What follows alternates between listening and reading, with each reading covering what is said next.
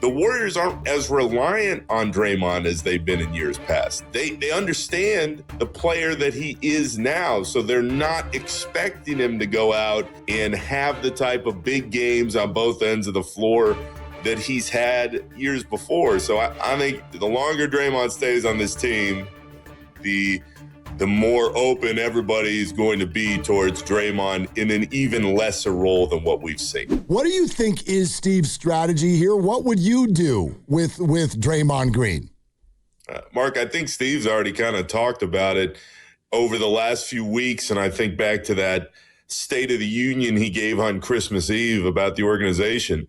I think we are gearing towards, and I don't know whether it happens this year or not, but Draymond may just come off the bench and be that kind of super defensive sub that can get everybody else a jolt when needed. The reality is the consistency that defined Draymond's game for so long, it's just not there this year. He's admitted as much in his various podcast appearances or press conferences. I think he is well aware, and certainly more aware than fans think he is, of the situation that's going on now. He just hasn't played that well. I think he still has moments where you say, oh, all right, that's the Draymond we know and have come to expect. But you look at those numbers, and you mentioned it, the 7 turnovers, you're like, what in the world? And then you realize he wasn't there on the floor when they really got rolling. So whether it happens towards the end of this year, whether he comes back, and we can get into all the trade dynamics and stuff, but I think the longer Draymond stays on this team, the more open everybody is going to be towards Draymond in an even lesser role than what we've seen. Does it become maybe mitigated by the fact that he's playing with all these pups? In other words, when he plays with Steph and when Jimmy comes back and Kristaps, does he thrive much more when he's playing with equally experienced guys?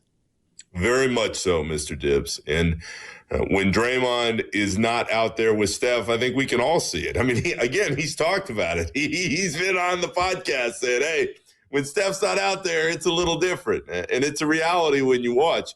What I would say is a point that my friend Tim Kawakami has made several times on his own, which is the Warriors aren't as reliant on Draymond as they've been in years past. They understand the player that he is now, so they're not expecting him to go out and have the type of big games on both ends of the floor that he's had years before. So I think everybody internally is of the understanding that it's just not the same. And I think there are moments where you go, yes, like Draymond can still really bring everybody together. And Dibs, what I think of is those games in San Antonio. But Draymond was awesome against Wembanyama. And that was earlier in the year. It was a different time. Jimmy was still out there, on and on. The point is that I don't believe that when you talk to people inside the organization that they go, oh, man, this is so unexpected. We don't know how to adjust. I think they've been adjusting all along. It feels like they went to Porzingis, not out of desperation, but out of plan B or plan C. How early in the process do you think they were aware that the Giannis thing was going to be a non-starter?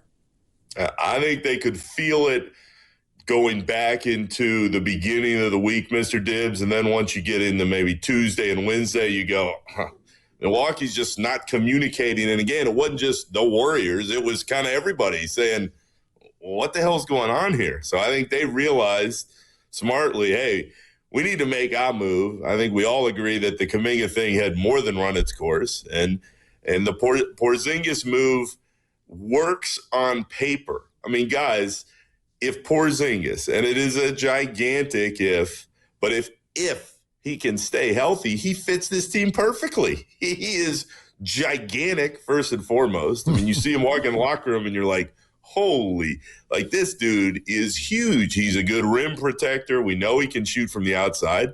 I think he's going to fit really well with the different lineup combinations the Warriors already have, on top of the fact that he knows Horford, and there is a little bit of a rhythm that's already built in because of what happened in Boston. So it makes a ton of sense. It's just, can he stay healthy? And this is why, guys, if again, but if Jimmy stays healthy and he didn't hurt his knee and Steph is out there and you move Kuminga for Porzingis, I still don't think they win a title, but it gives them the shot that they were all looking for to begin with. What Kerr has told you guys repeatedly throughout the year, what Steph and Draymond have told us day to day, they would have had a chance. Now you go into not only the second half of the season, but let's see what happens with the summer. Does Porzingis want to come back? What kind of money would he take if he wanted to come back? Do the Warriors want to make a deal? Can they use his contract in some kind of sign and trade to make something else work? There are a lot of different dynamics in play, but I think everybody is better off, Kuminga included, that the divorce finally happened.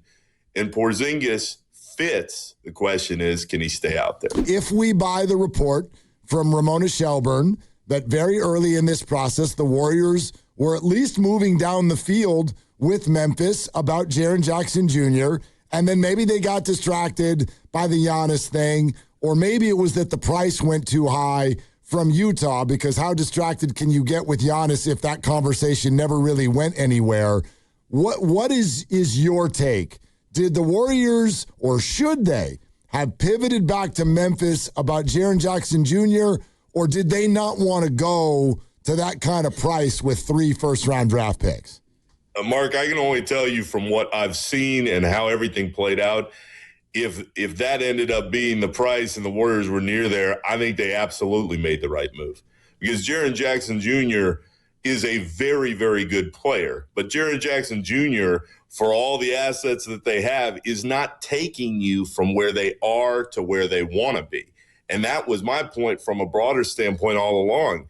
If you're making this move, you're making this move knowing that if it's Giannis in this case, that's about all you got. That is the move. So if you're taking 3 future first-round picks and you're saying, okay, we're not only taking Jaren Jackson Jr. back, but we're taking that contract, that really is the move.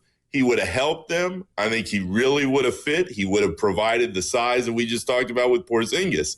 But I don't think Jaren Jackson Jr. is taking you from level B all the way up to where you need level A and beyond. I agree with the Warriors in that standpoint. I get why they decided to kind of slow it down. I am so interested, not just with Giannis, but we see Kawhi's name pop up, at least again in the speculation. Mark, I am convinced that the Warriors are going to try to make that one more big move either this summer or going into next year's trade deadline. I don't think they're done. I think there is something more out there, but I think there's also names that we're not even thinking about right now that might pop up between now and then, which is why, going back to Jaren Jackson Jr., you don't make that move right now because you think, all right, let's see who else is out there when everything is back up on the table and we feel like whether they keep Jimmy or they move him, that we have a full roster that can push us to a different place than where we're at. And a full rack of picks, which they didn't burn, which had me, pretty excited. At least if you're not going to get Giannis, you kept your assets for the summer. I'm really interested about the Porzingis piece, and I know now we have to wait until after the deadline, but what's the expectation that you're hearing, Nick, about Kristaps and whether or not they actually are banking on him being the old Porzingis? Dibs, they are. I mean, that's the short version. They believe that with Rick Celebrini and his staff, he feels comfortable with what they're telling him, with what they're asking him to do out there on the floor. I tell you, and I'm sure you guys can follow up with Kerr, he just told us after practice, Porzingis is going to come back in short bursts immediately. In other words, they're not going to run him out there for 25, 30 minutes and go, okay, go get him. He's going to come back. They're going to build him up, and they're going to make sure that he's comfortable. I think this all leads towards going into the play-in, which looks more and more like a likelihood on the horizon. And then if they can get through that, a first-round series and see what happens. But Dibs, how does he fit? He's going to space the floor, and he's going to be that big presence down low where you go, all right, like you have Porzingis and Horford. Porzingis and Draymond would be interesting as well. I mean, you've got a lot of different options here. Again, let's see how it looks for these first couple months once he is back. But I think there's at least a solid chance, and Dunleavy admitted as much in his availability, that he may be here for the future. And if he can stay healthy and there is that comfort level with what the training staff is getting him to do after all the health issues, then run with it and see what happens.